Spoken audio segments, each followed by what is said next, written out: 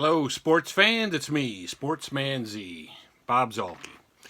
And by now, you've probably heard the news that the punishments for the Astros organization in the cheating scandal that they were embroiled in have come down from Major League Baseball. So here's what happened. The general manager, Jeff Luhnow, and the manager of the team, A.J. Hinch, were both suspended for 1 year. The suspension going into effect until the day after the 2020 World Series ends. The Astros organization was fined $5 million, which is the maximum that a team can be fined under the collective bargaining agreement. And the Astros have to forfeit their first and second round picks in the 2020 and 2021 drafts. Those were the penalties for the organization and two of the people within the organization. Now, those two people got an additional penalty because the Astros fired both A.J. Hinch and Jeff Luhnow. So now Luhnow is no longer the general manager of the Astros, and Hinch is no longer the manager of the team, even when the suspension time is over. So I would assume that they can be hired by other organizations probably after the suspension time is over. And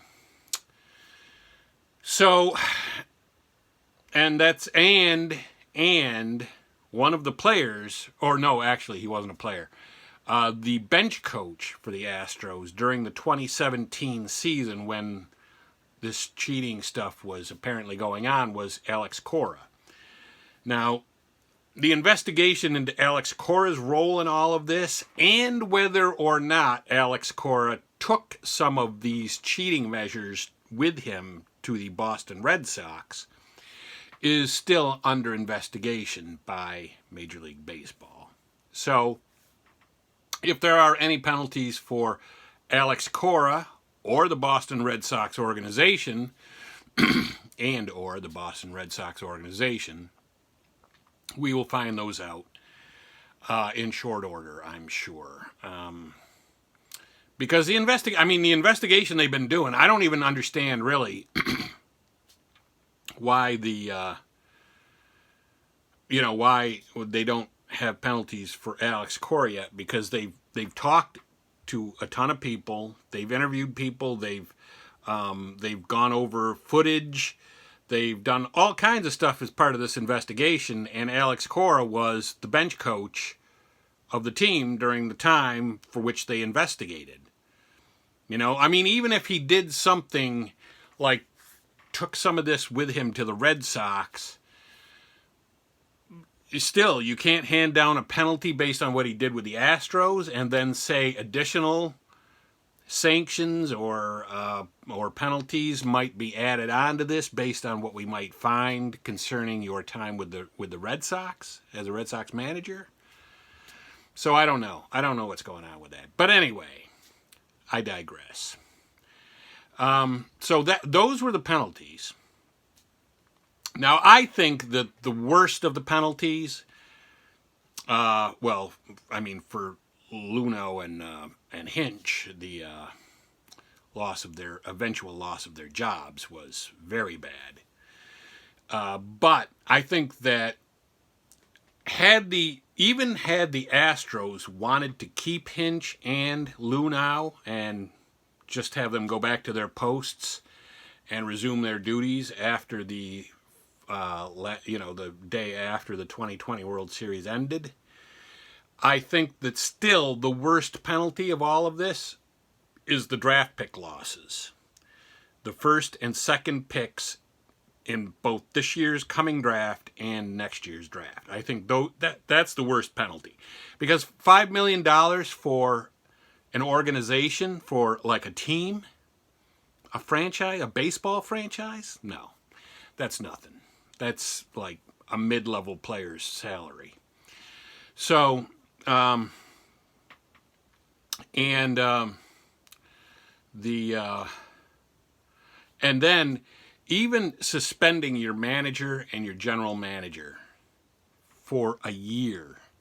The worst of those two is suspending the general manager, in my opinion, because any baseball guy, you take a good team like the Astros and you put any baseball mind in charge of that team on the field for the coming year, he'll do fine. He would do maybe no worse than Hinch. And even if he would do a little worse than Hinch, he can't do much worse. You know? I mean, I've seen statistics that say that a manager himself only accounts for plus or minus 4 wins a year for a baseball team. So the loss of Hinch, had they even wanted to keep him, which they don't, I don't think would have been that big of a loss. And Luhnow, to some degree, would have been worse, a worse loss to the team, a worse hit to the team. But still, you've got the assistant general manager, and he knows how Luhnow thinks. He knows the things that Luhnow has done. He's been with the organization. He knows the organization in and out. So even the assistant general manager or whoever Luhnow's assistant was, would have been a capable stand-in for him for a year. So that takes me back to what I said. The worst of this punishment is losing 4 draft picks at the top of the next 2 drafts.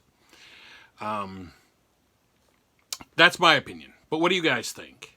Do you think that, first of all, do you think that the penalty fit the crime? Because remember, what you need to bear in mind here is that a runner at second base who steals signs from the catcher and relays them onto the hitter, that's legal. That's totally legal. It's almost encouraged, let alone legal. So, so you have to bear in mind. So with that in mind, do you think that these penalties were too stiff? Do you think that they didn't go far enough? Do you think that players should have been involved? I mean, I've seen other people who have talked about about this incident, saying that they thought players should have been also penalized. And really, if players had been penalized, that would actually have been even worse for the organization. Maybe even more so than the loss of the draft picks. Because if they were really good players like Correa or Altuve, then the loss of those players for any extended period of time, whether this season or whether all of this season, I think would have been worse than losing your manager. So I would be interested in what you guys think. And I would leave you with one last note, and this kind of goes back to the stealing signs from second base.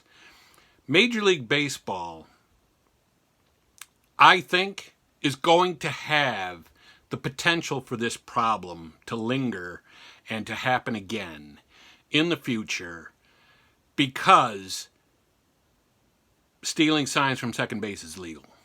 So it's like you're saying, you can go this far, but don't go out here. No, just make it illegal. Just if you don't like what the Astros did, just make stealing signs illegal, period. I mean, how hard is that? I don't get this. You want to say, all right, yeah, that right there, that's fine. But this? No, don't do this. Just make it illegal, or else you're going to have this problem again. Because someone somewhere down the line is going to come up with a better way to have stolen the signs and think that they won't get caught. They're not going to bang on garbage cans this time. They're going to do something different. And they're going to think they won't be caught because they have a foolproof system, and potentially someone will come up with that foolproof system. So you either make it illegal for everybody, for anyone, for doing any of it, Or you just say, all right, whatever, get inventive. If you could steal signs and, you know, there's some kind of crazy way you can do it, even with electronics, then go ahead and knock yourself out. Because you can do it with the guy at second, so yeah, have at it. But anyway, I'd be interested in what everybody thinks, whether it was too harsh, whether it didn't go far enough, whether it should have included players as well. Let me know what you think. And for right now, that's me. Sportsman Z, Bob Zolke. I've said my piece, and I am signing off.